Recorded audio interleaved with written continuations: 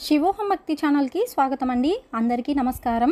మాఘపురాణం 18వ అధ్యాయం దత్తాత్రేయుడు కార్తవీర్యార్జునకు ఉపదేశమిచ్చుట. దత్తాత్రేయుడు బ్రహ్మ, విష్ణు, మహేశ్వరుల యొక్క అంశమున జన్మించిన వారండి. అతను కూడా లోక కళ్యాణం కోసమే ఘనకార్యములు చేసినారు. త్రిమూర్తులు దత్తాత్రేయుని రూపమున జన్మించి ఉన్నారు.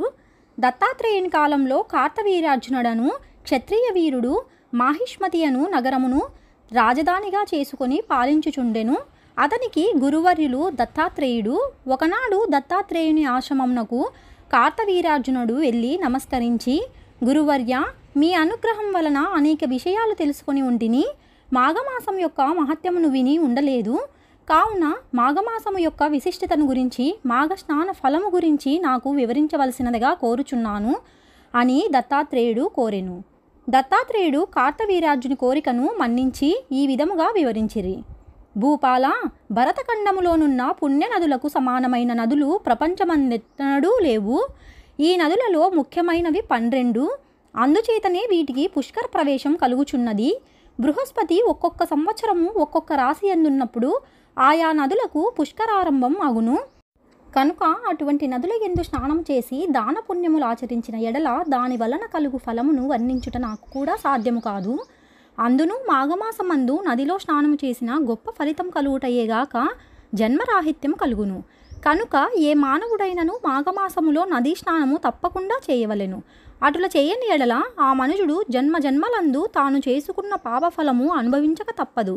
మాఘమాసములో సూర్యుడు మకర రాశి యందుండగా మాఘ స్నానంబు చేసి ఒక సద్బ్రాహ్మణునకు దాన ధర్మములు చేసినచో పంచమహాపాతకములు చేసిన వాడైనను ముక్తి నొందగలడు అని దత్తాత్రేయుడు కార్తవీర్యార్జునకు ఈ విధముగా చెప్పుచున్నారు. పూర్వకాలమున గంగా నదీ తీరమున ఉత్తర భాగమున భాగ్యపురమను పట్టణము కలదు.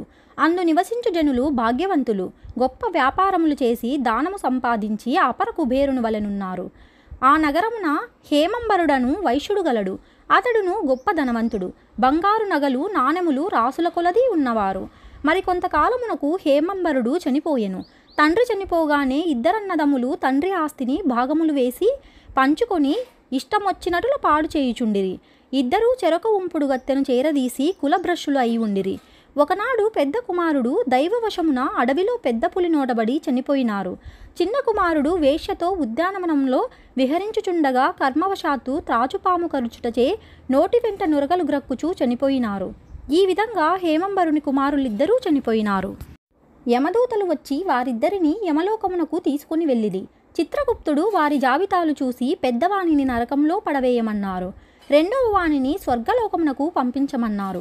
అప్పుడు ఆ చిన్నవాడు చిత్రగుప్తునితో ఇట్లు అన్నారు, అయ్యా, మేమిద్దరము ఒకే తండ్రి బిడ్డలము, ఇద్దరము ఒకే విధంగానే పాపములు చేయున్నాము అనగా అతనికి నరకమేలా, నాకు స్వర్గమేలా ప్రాప్తించును అని అడిగాను.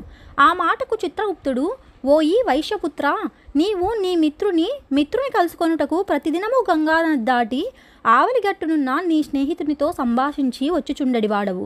అటులనే మాఘమాసంలో నదిని దాటుచుండగా కెరటాల జల్లులు నీ శిరస్సుపై పడినవి. అందువలన నీవు పవిత్రుడవైనావు. మరొక విషయమేమనగా నీ మిత్రుడు బ్రాహ్మణుడు. ప్రతినిత్యము బ్రాహ్మణ దర్శనము చేసినచో గోహత్యాది మహాపాతకములు కూడా నశించును.